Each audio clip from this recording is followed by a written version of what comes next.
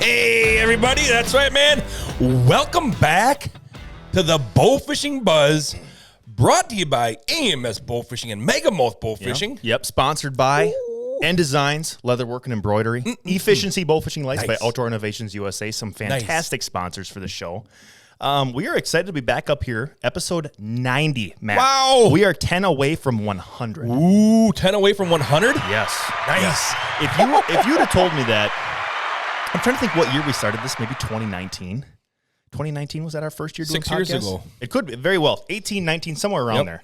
And we were doing it in an old office facing the corner of a wall on a corner desk, sharing one microphone. We had to each be really close to it to talk. There's a little circle one. Yeah, that little snowball deal. Yeah. It's just fantastic. You know, how far we've come because of the support of everybody who wants to listen to us talk about bow fishing. So it's just really cool, really cool. It is. Having a good time. Yeah, yeah. Mm-hmm. We've got kind of an interesting topic for today. Mm-hmm. Yeah. Yeah, we're going to be having members on who are going to be putting in bids for the BAA Worlds. Noah Creelkamp and Mitch Full will be joining us to talk about the Wisconsin bid to host Worlds next year. And after that, we're going to be talking with Michael Cather and Peyton Travers about their bid to host the Worlds in Alabama. Cool. Yeah, so we got two. We got Wisconsin up north. We got Alabama, two totally different areas of fish that are available to shoot, waterways, you know, all that habitat, underwater, what's going on down there is just crazy different. So it's going to be cool to hear each side of that story. Exactly. It's kind of like, you know, we got the debates going on and all that stuff. So, it is. So they're going to be debating and telling you why you should vote for either one of them places. Absolutely. They're going to tell you their why. Yeah. You know? Yeah. Because we want to make Bowfishing great again. Let me tell you, it's a great sport, maybe the best sport. Bowfishing, yes. Yep. So yeah, it's gonna be a neat little style here. Right. And on our last podcast, we touched a little bit on the dates for those bids and locations and stuff. But they did make changes now to the Alabama bid. Oh, okay. And we'll be getting into that once we talk to those guys. Okay, gotcha. And then also, Schmitty, voting for the Worlds takes place the first week in October, next month. Yep. On the Bowfishing Association of America's website. Cool. Very cool. So go there and put your bids in. Put your votes in for those, those spots. Yeah. Yep. First week of October, Matt, let me ask you this. Does it run for does it start on a Sunday and run through Saturday type of deal? I do not know. Okay. I was just curious. The first week of October. Okay. More details coming. So check out the Bowfishing Association of America's Facebook page. Gotcha. They said more information coming. Cool. And I just want to throw this out there, Matt, for everybody that's listening and thinking to themselves, boy, these guys haven't been around. They haven't uploaded as many podcasts as they used to. Starting out, I actually went back and looked, Matt, when we did our once a month deal. So from September through February, we're going to do one podcast a month is what we're going to do. We did that same thing last year. So we did that bi-weekly deal. So if in case you guys are thinking we missed an upload or something, we're just kind of, can only have one a month from here on out, just during this slower time of the bow fishing season. Just a little reminder out there for everybody who's listening. So, Yep. But one thing with that, Derrick, is these podcasts might be longer. Oh, yeah. Also. 100%. Yep. Like this one, I would not be surprised if this one was maybe one of our longest ones that we've ever done. It could be. Yeah. It could be. Yeah. So you're going to get a lot of cool information. Yeah. Yeah. One thing before we continue, Matt, last week, Saturday, kicked off the Wisconsin archery season. Yeah. Today is what is today? The 16th, 17th? I don't even know. Somewhere around there. 17th. Did you get out in the woods at all and participate in opening weekend? I went out opening day in the afternoon. Yep. And it was 83 degrees. Yep. Crazy warm. I did not venture into the woods at all to none of my other setups. Sure. I just sat right next to the road. Yep. Where they funnel across. Yep. I got an apple tree there, and I got a small little food plot right there. Yep. And they cross there. It's a natural funnel. It's a great spot. But the nice thing about it, Derrick, is I don't have to. I can walk down the road. I walk along the fence line, 20 yards, and I'm in my little blind. Sure. Yep. So it's nice, and I don't have to, like I said, I'm not disturbing the deer way back in the woods or nothing. Yep. And I was actually walking down the road Oh, yeah. You sent me that snap. And if I look through the brush and everything, I can see my food plot. Sure. There's a deer on it already. Yep. At like what, 2 in the afternoon? Yeah. And it's 85 like degrees 3 out. o'clock or something like that. Yeah. Yeah, she was out there eating in the food plot. And I was like, wow. She saw me on the road. I stopped and I took a video, and then she kind of walked off into the brush and into the woods. So I snuck in there, and I had 6 does come through and 2 fawns. Oh, nice. Good number of deer coming through there. All in shooting range as well. Oh, yeah. They were all in the food plot. I mean, you can't.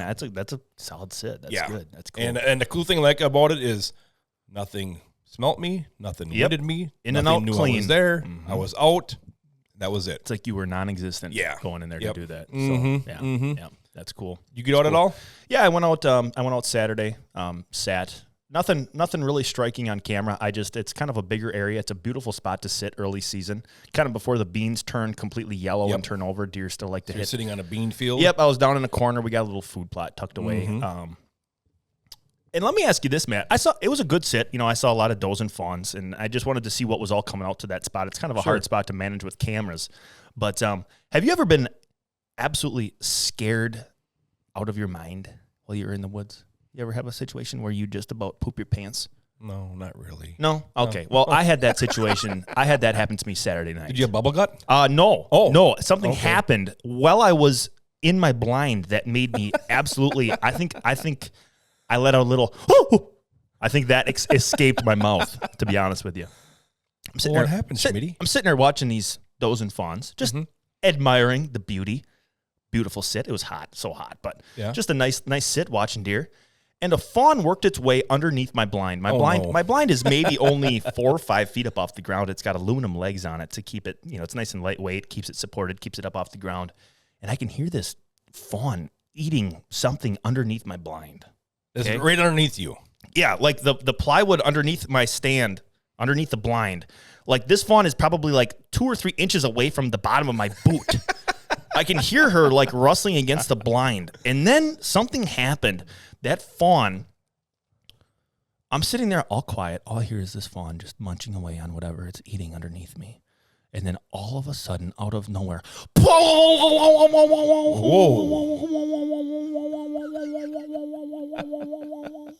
she hit a blind. She hit one of the legs on the blind with what I could only think was like her hoof or something. Oh, my gosh. And it made that noise. It scared all the deer that were around. The fawn didn't know what was going on. I freaking was up there going, oh, it scared the hell out of me. It was just a weird deal. And then the fawn kind of good sound effect. It sounded like if you would take a baseball bat and hit it against like a pole of some kind, like a whoa, whoa, whoa, whoa, whoa, whoa, and it just sat there. The blind rattled. I'm like, what is going on? But yeah, she made me jump. That was pretty good. I haven't been that scared in the woods in a long time. It just the initial spook of that noise, dead quiet, and then also you do that. It was it was weird. But now that you say that, Derek, one of the does walked past my stand the other day, and it disappeared into the woods. Okay, so I'm thinking it's gone now. It's 10 minutes after it had come through. All of a sudden, that goofy deer sneezed.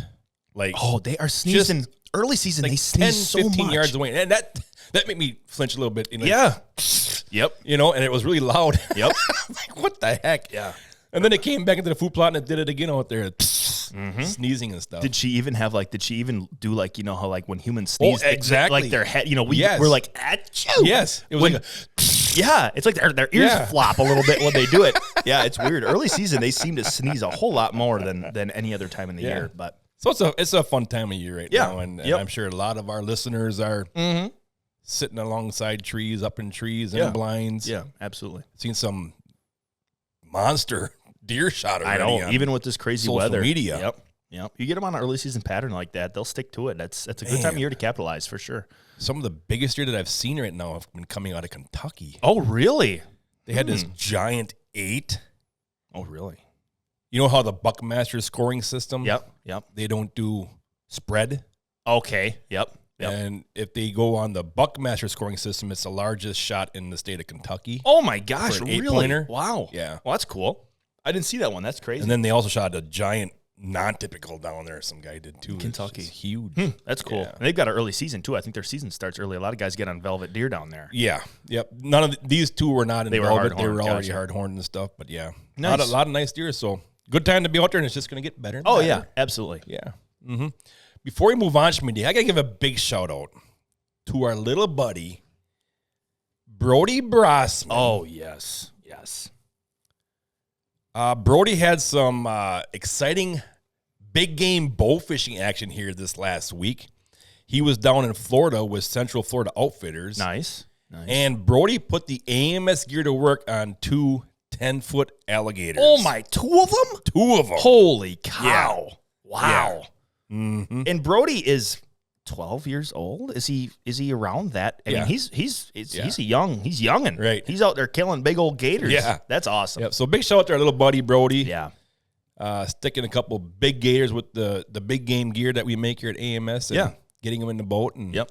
So yeah, that's pretty cool. Yeah, I think cool stuff. that's awesome. You know, and whenever we're sitting here building reels, Matt, you know, you and I are building reels, doing all kinds of stuff in production. I always think it's cool that, you know, you take that big game reel off the production line and you put it in the tote to be packaged, and like that in the back of your head, you could think to yourself like, you know what, Brody might take this, not necessarily Brody, but someone might take this reel and go shoot a memory that will last them the rest of their life. That's always a neat, that gives us that drive to have that quality control. Like everything's got to be perfect because this is going to be used by someone to create a lasting memory. Exactly. A once in a lifetime hunt. Yep. You know, so that's always pretty cool to think about it that way. It is. But yeah, with that, alligator season, Matt, is in full swing. Darn right. Right now. Yep. And we kind of like to, you know, based off the time, insanely. For everyone listening, that was not a button that Matt hit. That's honestly his alligator call. He doesn't need calls when he's deer hunting or chasing gators. He has there we go. Yep. Can you get me a snort wheeze? Oh my gosh, this is uncanny. You don't ever have to take a call in the woods. No. Ridiculous. But yeah, we're in full swing alligator season, and we like to always do this just based off the season. Let's run our listeners through just some alligator, some information, some facts on what is prevalent right now in the bowfishing world. Yep. Just some cool gator facts, because our last podcast was about gators. Yep. We had our Central Florida Trophy Outfitters with us. Yep.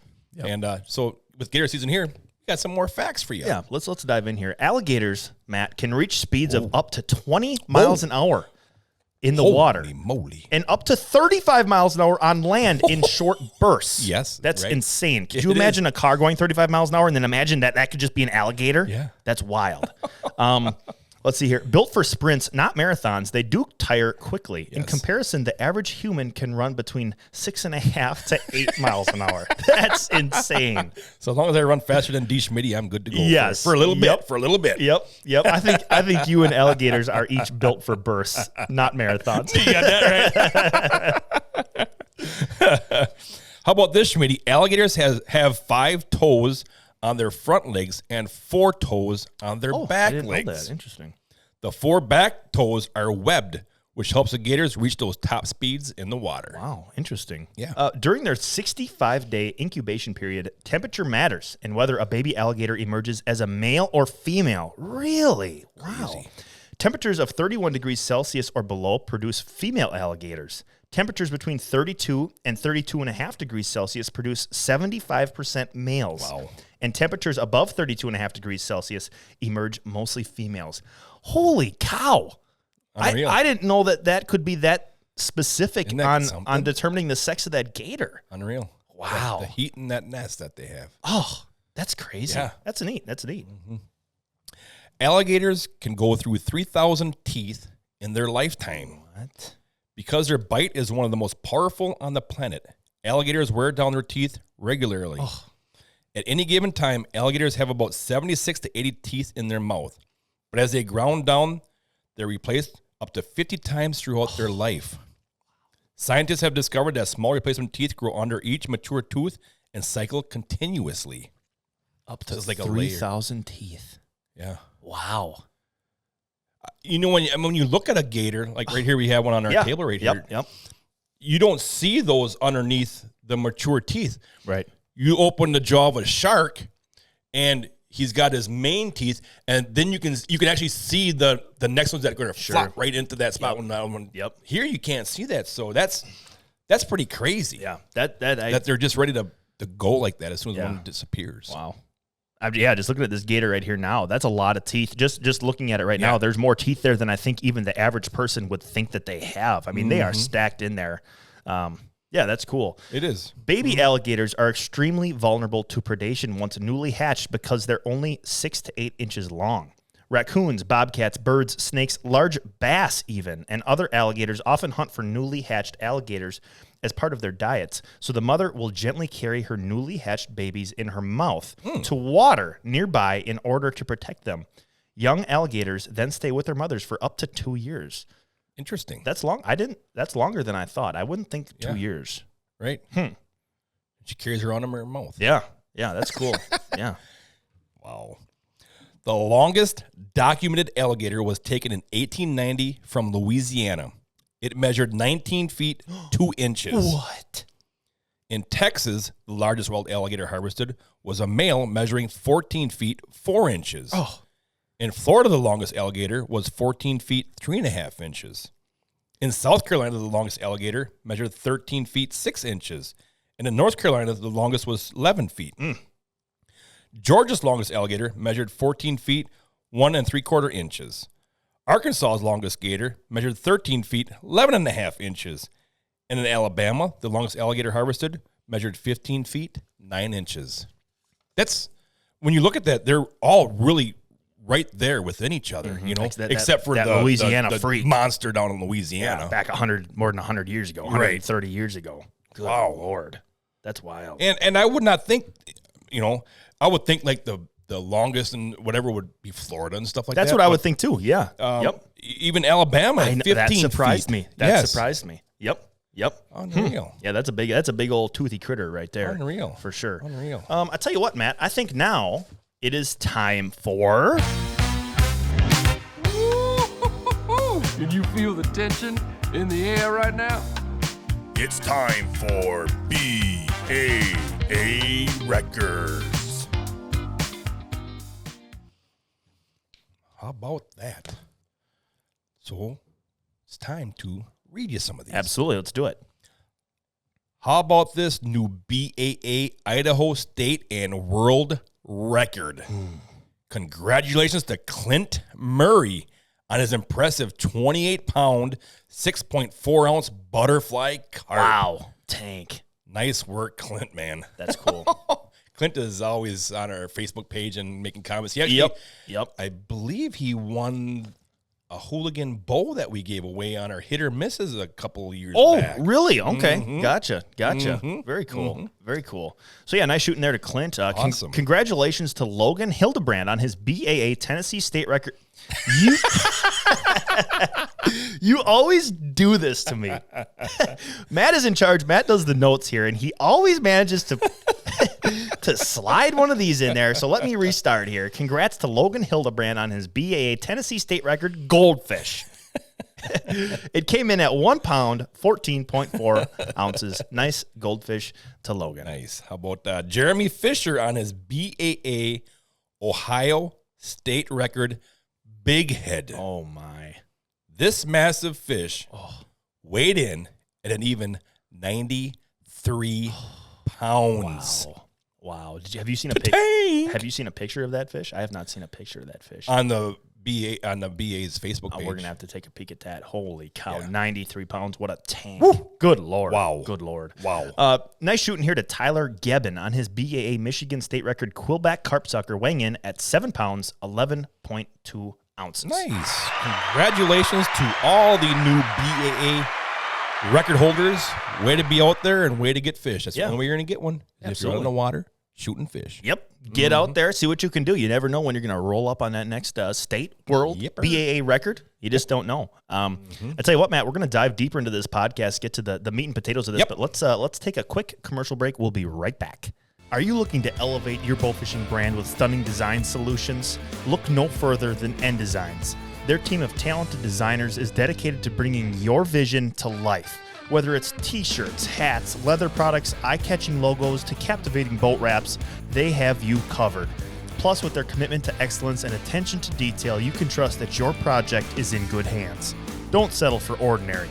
Choose Ndesigns for extraordinary results. Visit their website today and let's bring your ideas to life. Ndesigns, where creativity meets excellence. And welcome back, everybody, to the Bowfishing Buzz, episode 90. That's right. Brought to you by AMS and MegaMouth Bowfishing, sponsored by Efficiency Bowfishing Lights and Design Leatherwork. On the phone with us now, Yes. we have Noah and Mitch, who are putting the bid in for the 2025 Worlds for having it in Wisconsin, That's right. which is a very cool deal. Noah and Mitch, how are you guys doing on this fine morning? You're doing good. Good. Doing good for a Tuesday morning. That's Yes. right. Yep. Well, thanks a lot, guys, for joining us. But first, before we get into the hosting the tournament and tournament information, give us a little bit about each one of you guys. Mitch and Noah. Just give us a little background on each one of you guys. Yeah. Go ahead, Noah. No. All right. Well, this is all about you.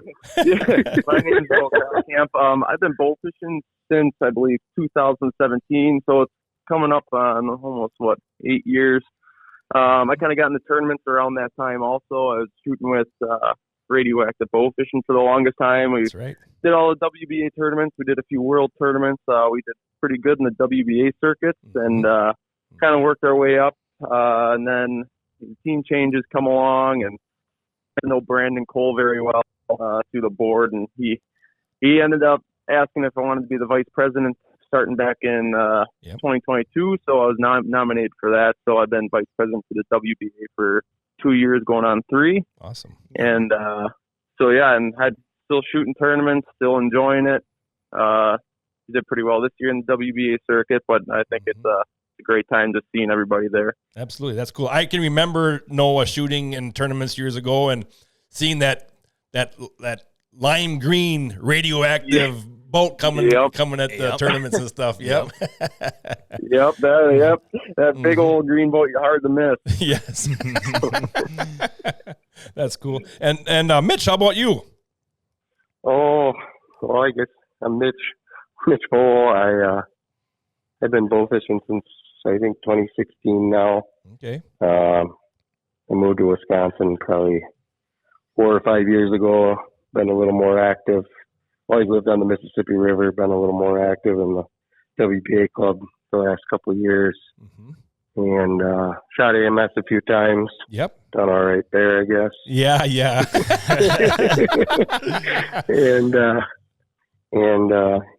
This year I stepped up and decided to take a position on the board for the WBA. It's gone pretty good. I think we're doing about right with that, and I think it was time to bring Worlds to Wisconsin and show everybody else what's going on up here. That's A awesome. lot of people know. So That's awesome. Very cool. And that's so cool that you guys, are stepping up and Absolutely. doing stuff, for the Wisconsin Bowfishing Association. That's great that you guys are stepping up like that, because we always need younger faces getting involved with the club and stuff like that to keep it moving and keep it moving forward and stuff like that. So hats off to you guys for getting involved with that, and also for getting involved with this here, because this is not an easy job. No, absolutely not. With that being said, you guys also have some help. So you want to mention who else is helping you with hosting, putting a bid in for the Wisconsin bid? Well, Brandon's involved. Chelsea Beal's involved. My wife was involved, and then we have a couple other guys.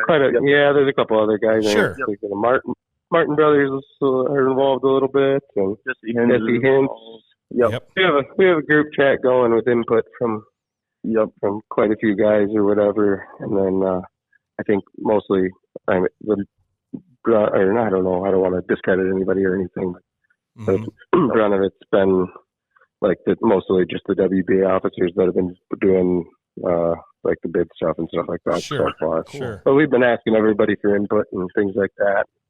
Yeah. I'm sure that those guys hopefully will help us day of. Yep, because you do need help. Because, like I said, it's not a small thing to do. No, you know, it's a team effort. It absolutely 100%. is. Yep. Yeah. And you guys obviously have this passion is shining through. You guys are undertaking this task to do this, to bring Worlds to Wisconsin, to put that bid in, and that's really cool. You know, hats off to you guys. I guess next, guys, just kind of walk us through, why do you guys think Wisconsin would be an ideal place to host Worlds in 2025? I think it's been kind of been on the back burner for the past couple of years. Talk about having it up in Wisconsin. We've always had it, you know, on the Mississippi River from Minnesota, or Wisconsin had it years back on the Mississippi River also. And there's never been that big water Wisconsin bid where you have Lake Michigan, the Bago chain, all of Petenwall, Castle Rock, Wisconsin River, and then the entire Mississippi there also.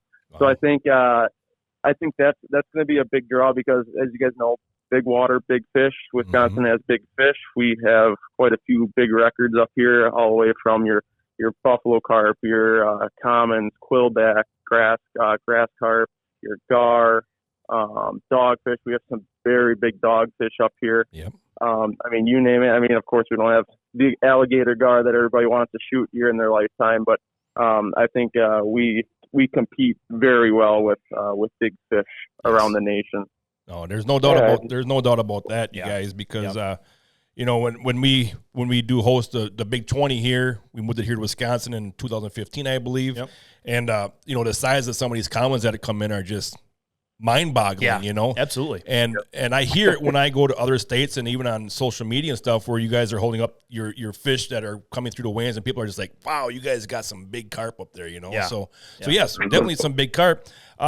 So divisions-wise, you know, you got the Big 20, and I'm guessing numbers as well for the tournament? Yep. Okay. And that's where it's kind of nice having the WBA board, you know, it's kind of split up as divisions. Like I'm in the Big 20 division, so I have the insight for the Big 20, and then you have Brandon and Mitch that run the numbers division. Gotcha. So they have a very, very well, you know, thought. They put a lot of thought into that numbers part, and I think Mitch can speak to that on the world's bid for there.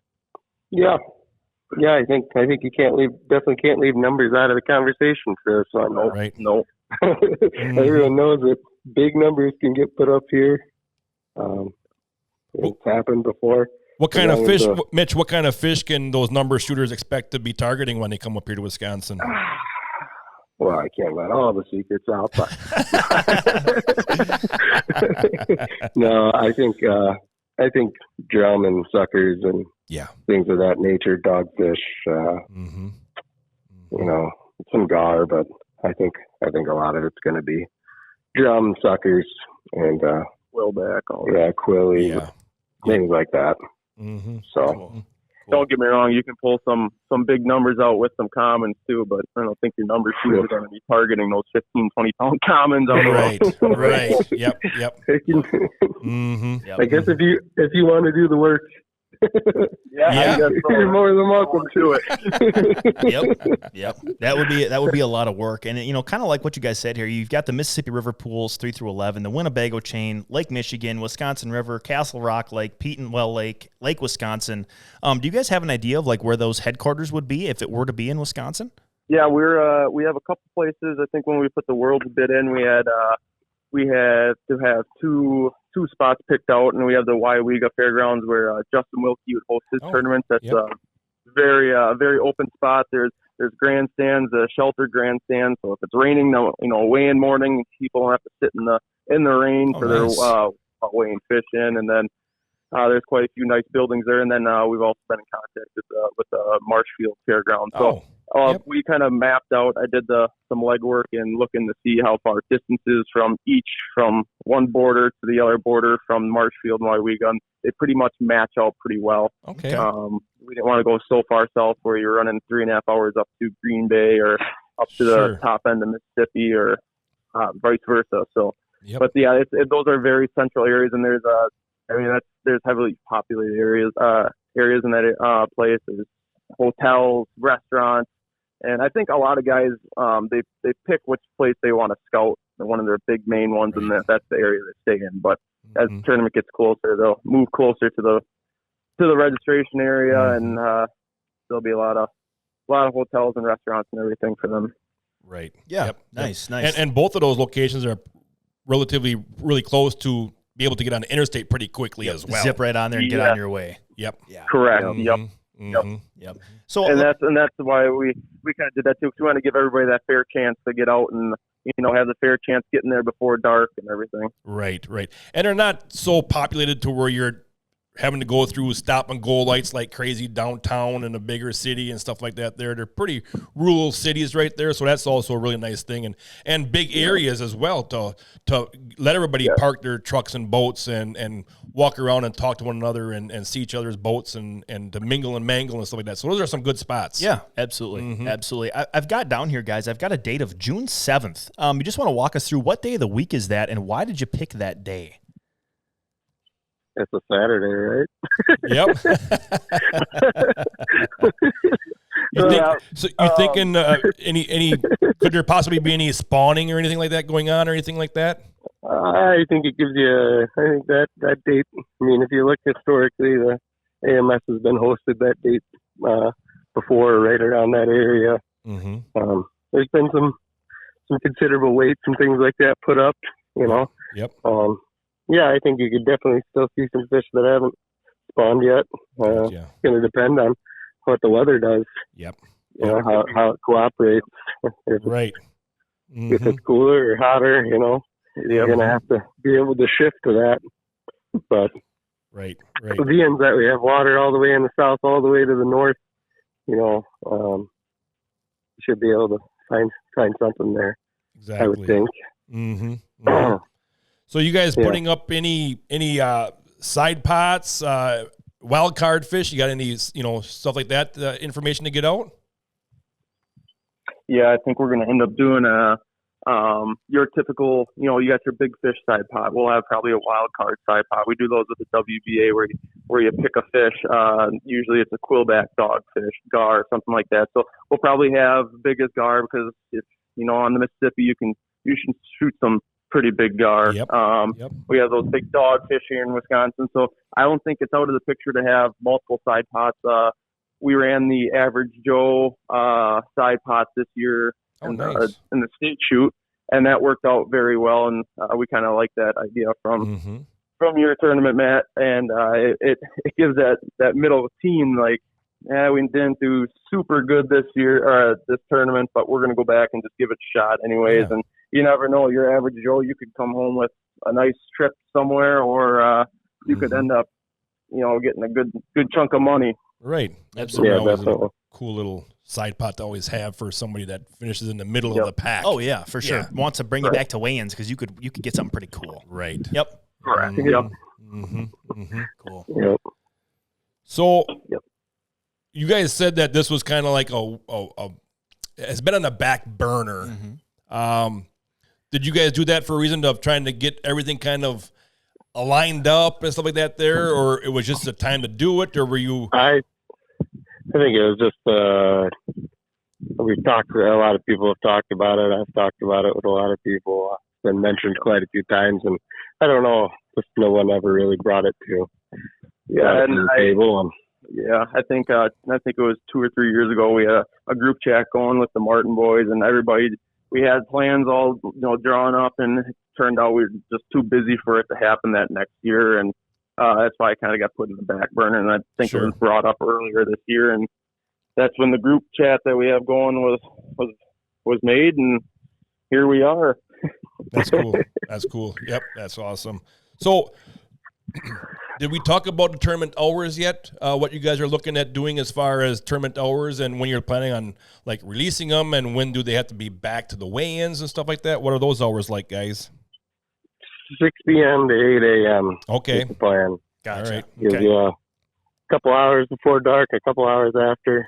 Everybody should be able to pretty well get to where they're going and still have a little bit of time to get out there and should be able to shoot all night pretty conservatively and have be able to maximize your time on the water. Sure. Versus driving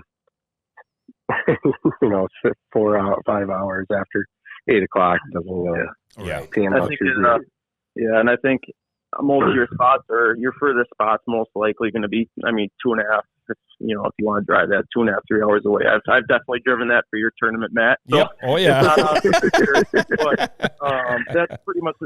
At that time of the year, it's just it's just getting dark out at that time, so you're getting there at the perfect time, and I believe it gets light out around that 5:30 mark around that time, and you're some of your best shooting is that last hour. I was just gonna say that. Yep. If you can hold off a little bit, sometimes you catch some fish moving into the shallows to do a little extra spawning and stuff. Mm-hmm. Yep, and like you said, that's some of the best shooting sometimes, and that gives that team, it's that right before light out, you get those good fish in, and you have that 2.5 hours yet to drive back. It'd better be a quick 2.5 hours to drive back, but you do have that time. You know? Yep. Mm-hmm. And then that could, it sounds funny to some, but if you put 1 or 2 fish in the boat that are going to go into your big 20 pile of fish, huge. that could be a huge difference from, 6, 7 spots. Yeah. Even more. Well, Yep. Yep, you got 18 good fish, and you can bump a 20 with a 30. Yeah, absolutely. That's big. That's big, and it's happened. Mm-hmm. So It's Mitch, happened to probably all of us. Yep. Yeah. Exactly. So Mitch, could you kind of give the listeners out there that looking at shooting in numbers, kind of what were you guys shooting as far as numbers in some of the tournaments this year for the WBA tournaments?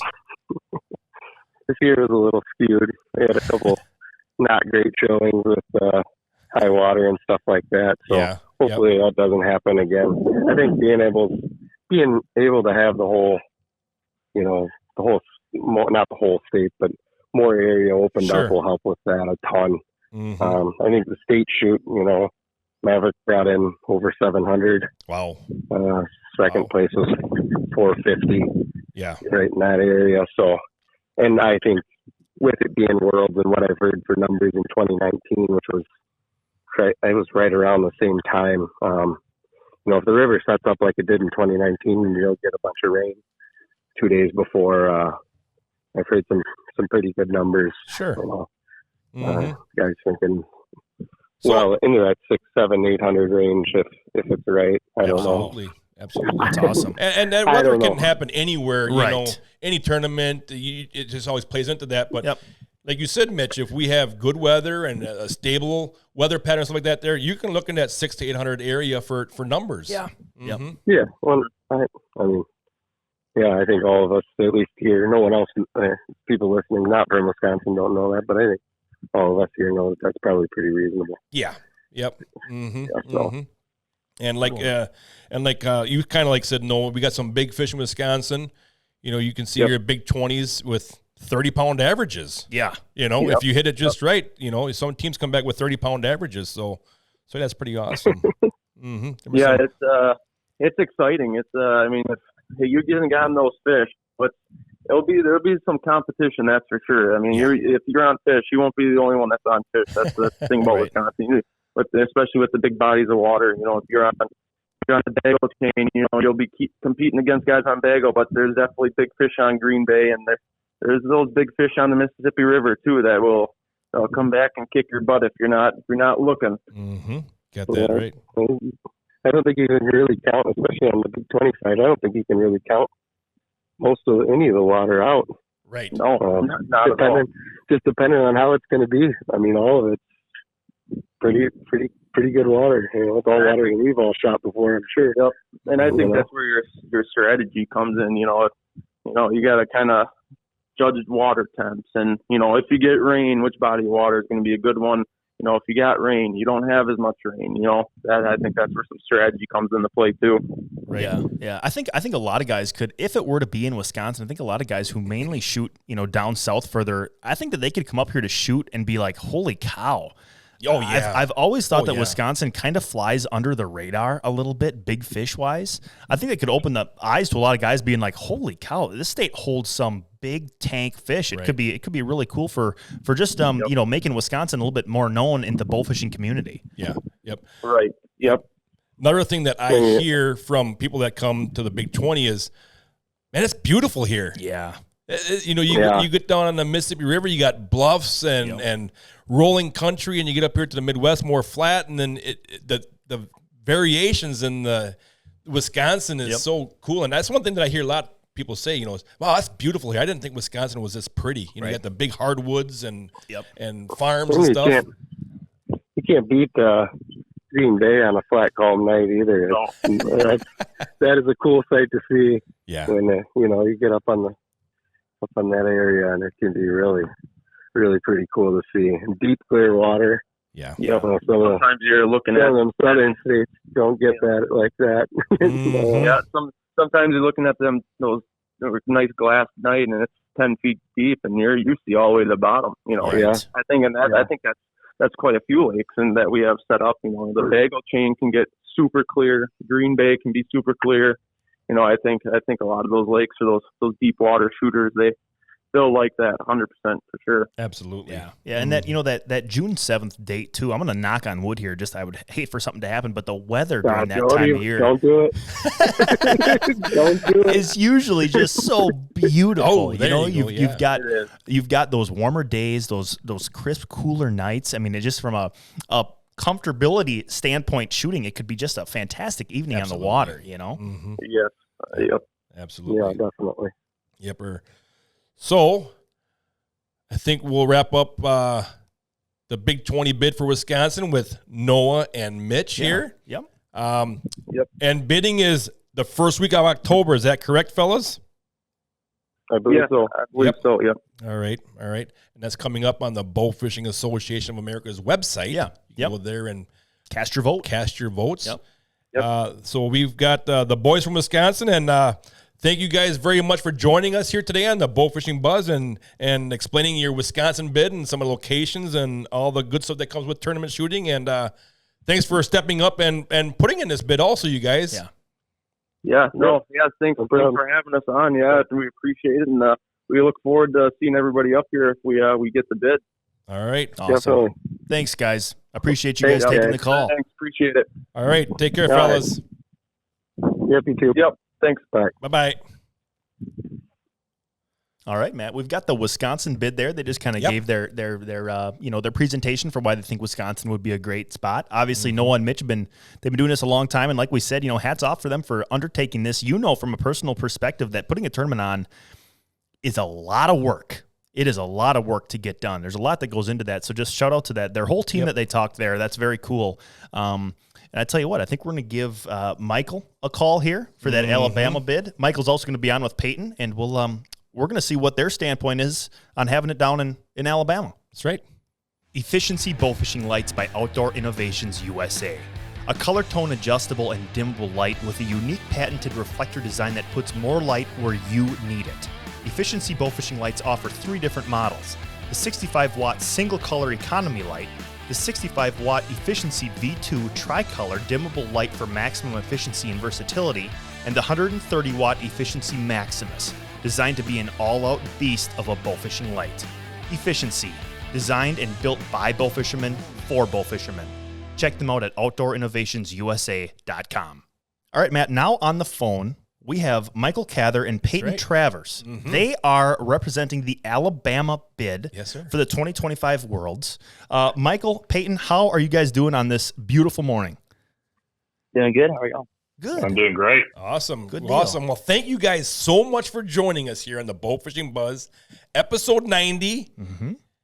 Kind of like debate time, Schmitty. Yes, it is. We just had the guys on from Wisconsin. Yep. Now we got the guys on from Alabama because we want to make bowfishing great again. Yes, we do. Bowfishing. We're going to make it better than it is now. 100%. Very cool. Very cool. Well, thank you guys so much for joining us today. Yes, that's right. That's right. First of all, Michael, I want to start out with you. Just tell our listeners a little bit about yourself and what you do and where you're from, Michael.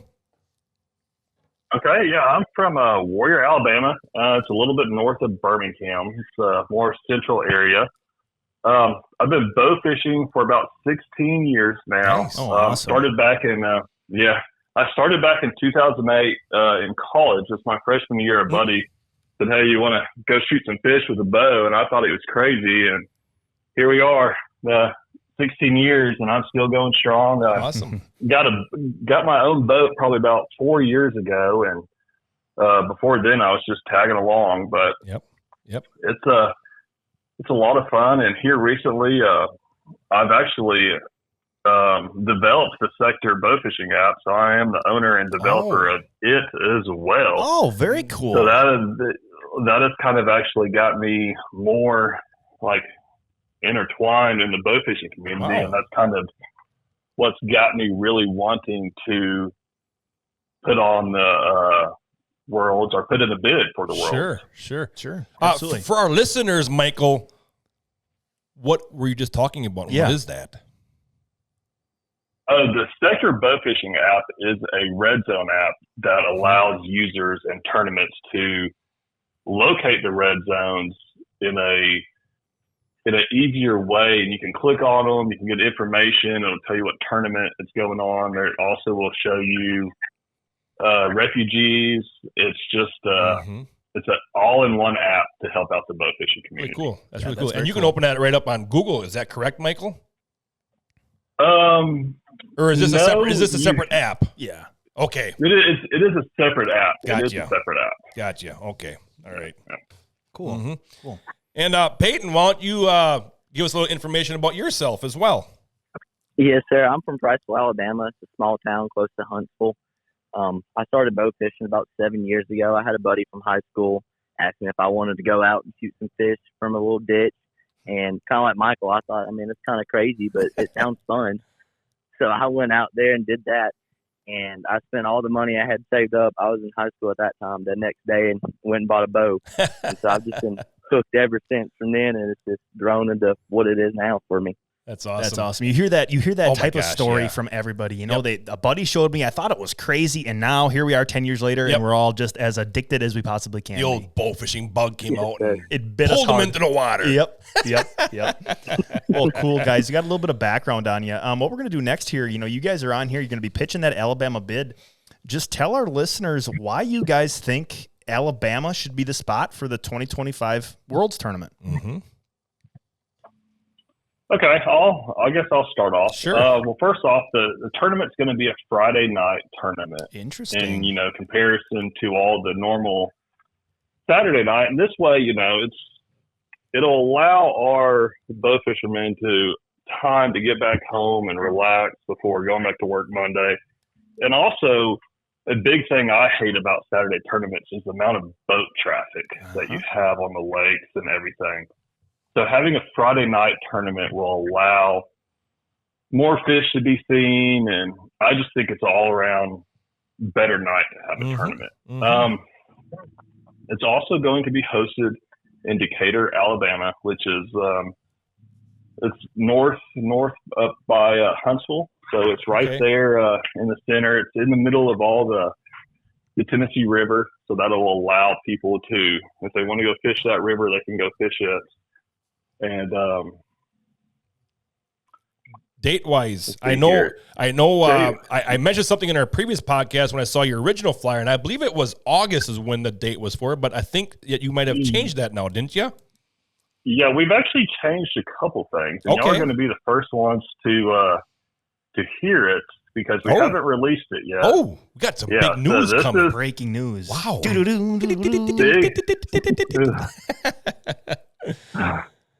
There are no fish limits, which I think that was on it before. Okay.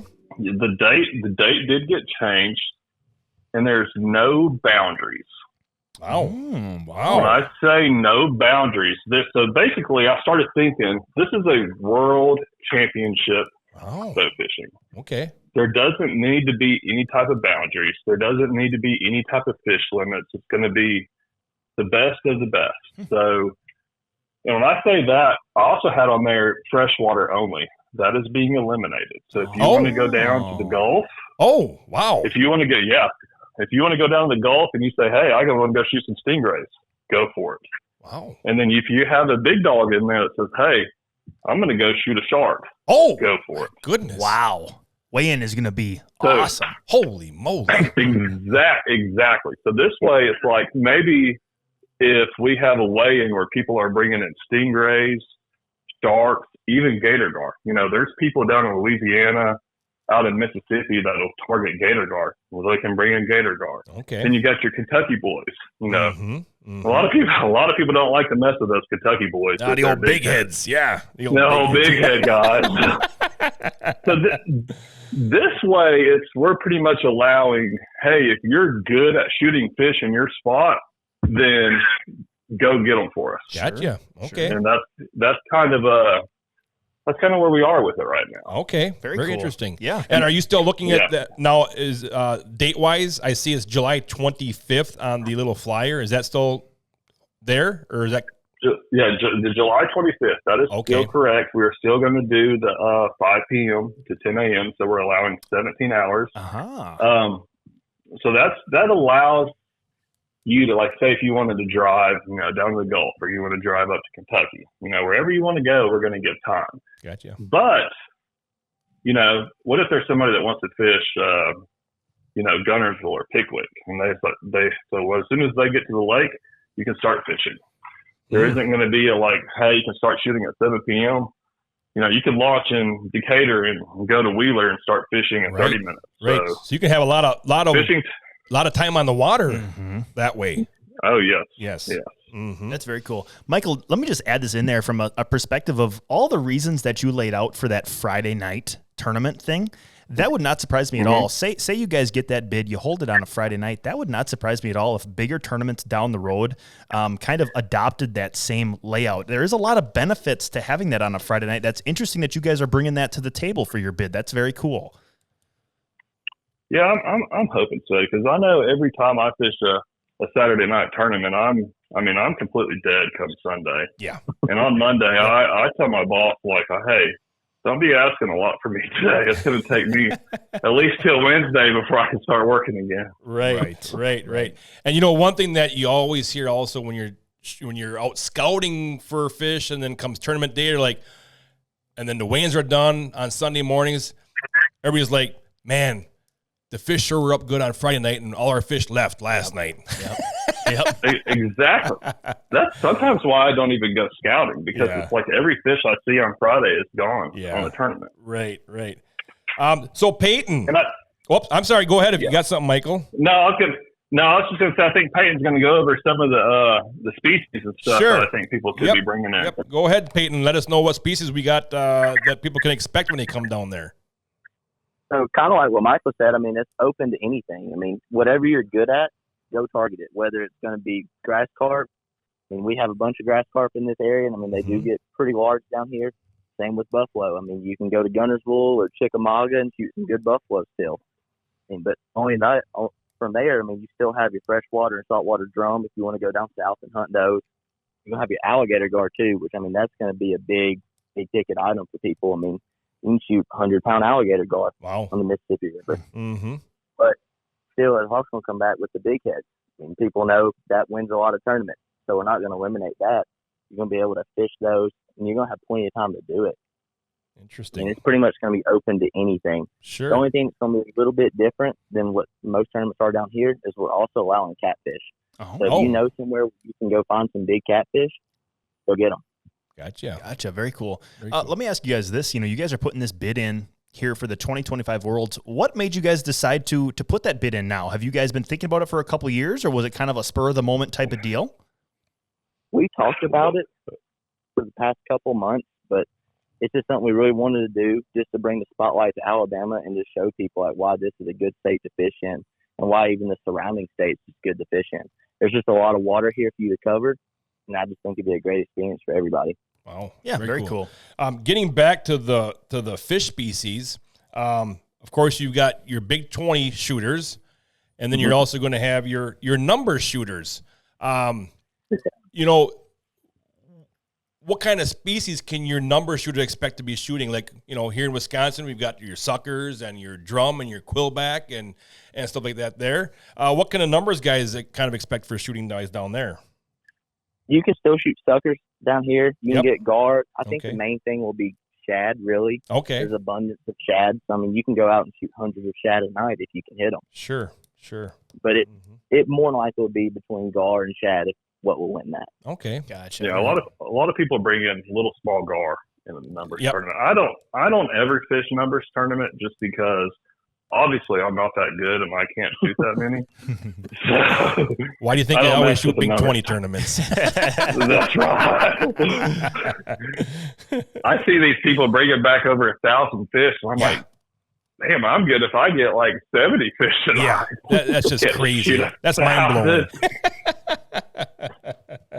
So I don't mess with them. Yeah, and No, that's I'm not a number shooter. no, dude. that sounds like a lot of work. Oh gosh, yeah. Yeah. I think somebody at one time Wow. figured that out during a normal tournament hours. It's like a fish every minute and a half or something Holy like cow. that. Yeah, Wow. yeah, Wow. that's crazy. It's wild. Yeah.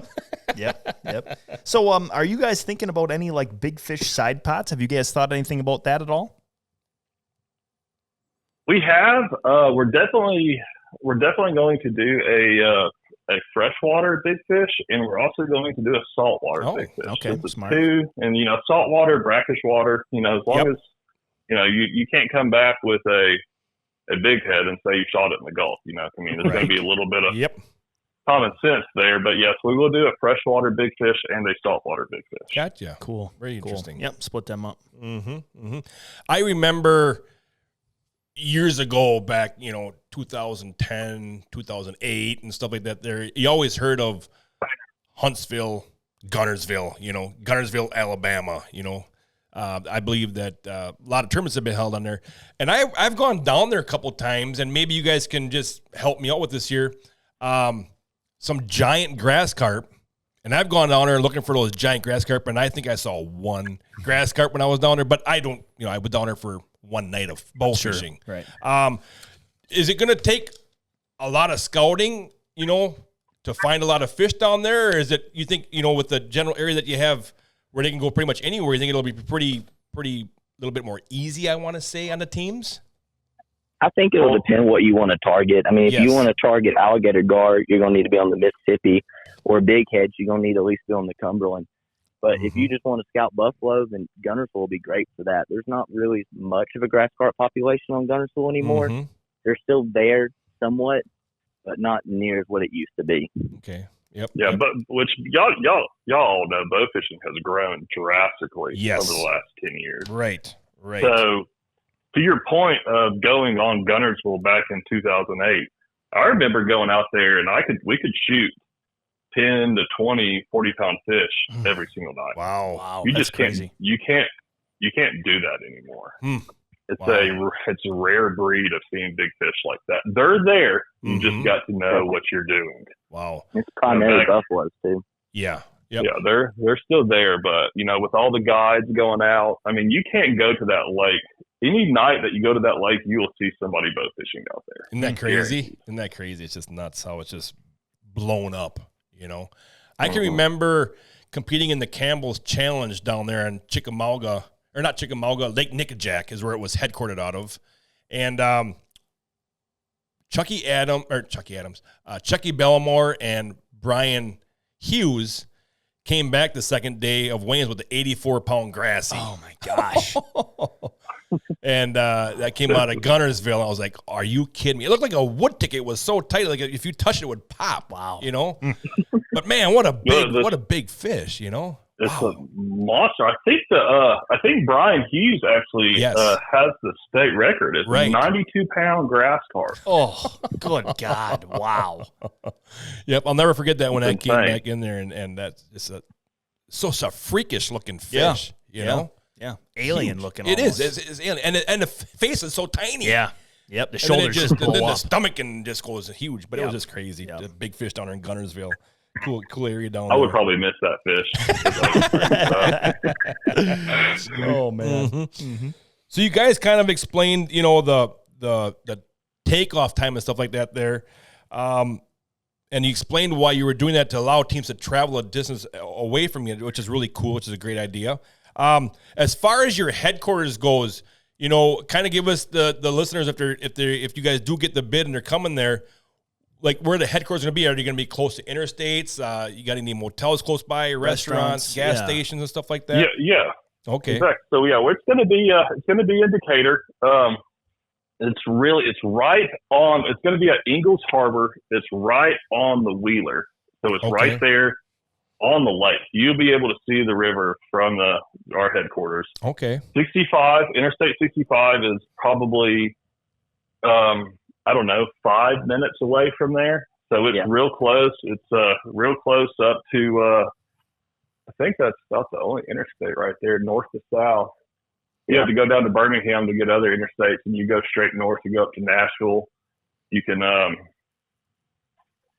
as far as restaurants go, I think, Peyton, that's more your area. There's, I guess, plenty of restaurants up there in Decatur, hotels. I know there's a hotel right next to it. Sure. Yeah, you There's have a a lot of- hotel right beside Ingles. I mean, there's plenty of restaurants, fast food. I mean, there's everything you need around there. Yeah. There's multiple gas stations within, I'd probably say, 4 minutes of Ingles. Nice. And Sounds that's like a nice one of the setup. reasons I want. Yeah, that's one of the reasons I wanted to do Decatur instead of Gunnersville, because you get into Gunnersville and you're not really close to an interstate. Mm-hmm. So if anybody's really wanting to drive, they're going to have to drive 45 minutes before you even get to 65 or 2059. So I wanted to make it somewhat close to 65. Mm-hmm. So if you are going to go north or you're going south, it's hey, jump on the interstate and boom, you're gone. That's a great thing, because especially how you guys are planning your tournament out here, where it's you can go anywhere you want, right? And that's a great thing versus having it just strictly in a certain bodies of water and stuff like that. There, so I do have a question. That'll help out. Yep, go ahead. Okay, go ahead. I was going to say that'll help out with scouting too, because if if you're good at a certain species, like the guys up from Kentucky or down south in the Gulf or the bayou shooting gator guard, you can go scout where you live. Sure. You don't have to come all the way up here and just be restricted to 4 or 5 lakes. Scout where you live, learn the fish. All you got to do is come up here for the night before the tournament, and then you're free to go. Wow. So you can, you can scout up here if you want, but scout where you want. Yep. As long as you do the timing correctly. Right. Now, I'm not familiar with the Gulf area down there and bow fishing wise. If you came down there and were shooting in the tournament there and you went down there, would you need different license types versus just a regular, fishing license like you can for most bow fishing? You will need a saltwater. Yeah. Okay. Saltwater fishing license. A saltwater. And there's more special regulations of like certain fish you can target down there. But that's one of the main rules for the tournament is, follow any state regulations. Yes. You can bring back whatever you want as long as it's allowed by that state. Gotcha. Sure. Yep. Okay. Yep. Mm-hmm. Cool. Mm-hmm. That's really, sounds like you guys have kind of like a team figured out versus, I know you two are kind of taking the bull by the horns on this here, but you got other people in lined up to be helping you in case you guys get the bid? Oh, yeah. Yep. Because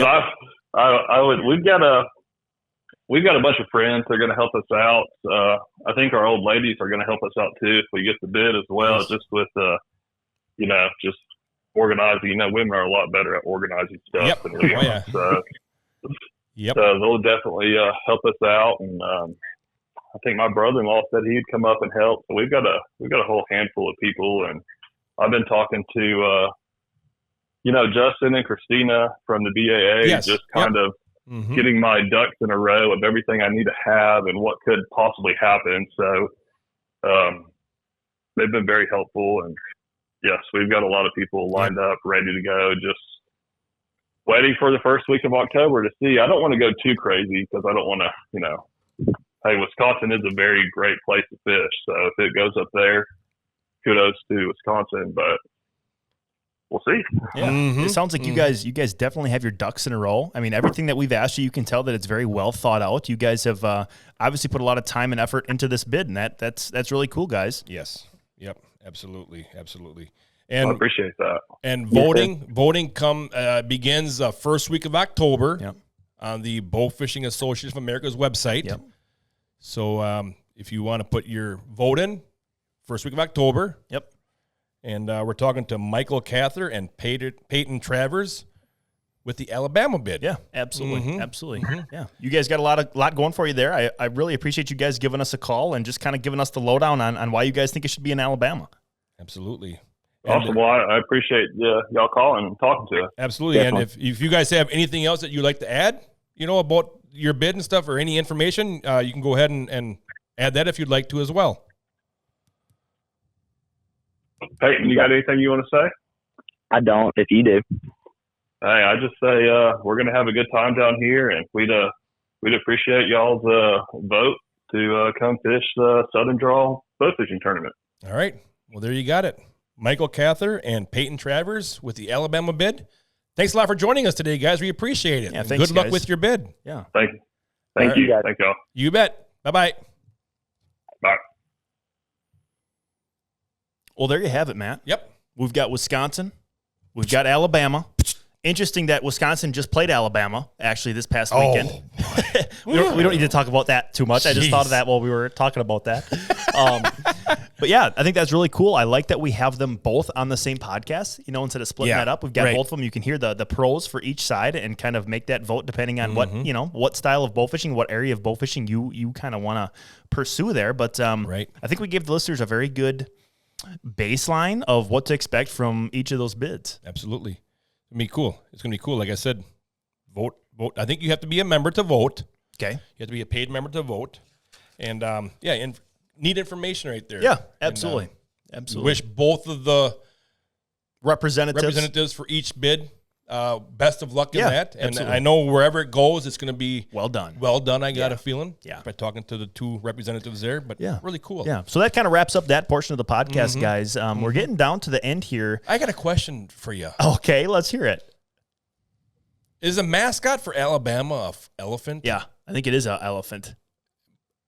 Is their name Alabama Crimson Tide, though, right? I'm not sure what the connection. What's the connection with the elephant? We should have asked those guys. We should have asked those guys because, that elephant's always running around. I've always wondered about the Crimson Tide elephant. Roll Tide, baby. I have no idea. I mean, I know you guys, they whooped up on us up here in Wisconsin. They but at least stomped the Badgers. At least our Badger looks like we have a mascot for our name, our Wisconsin Badgers. Yeah, if that's what we're clinging to as Badger fans, at least our mascot is what our team is, where things are not going well.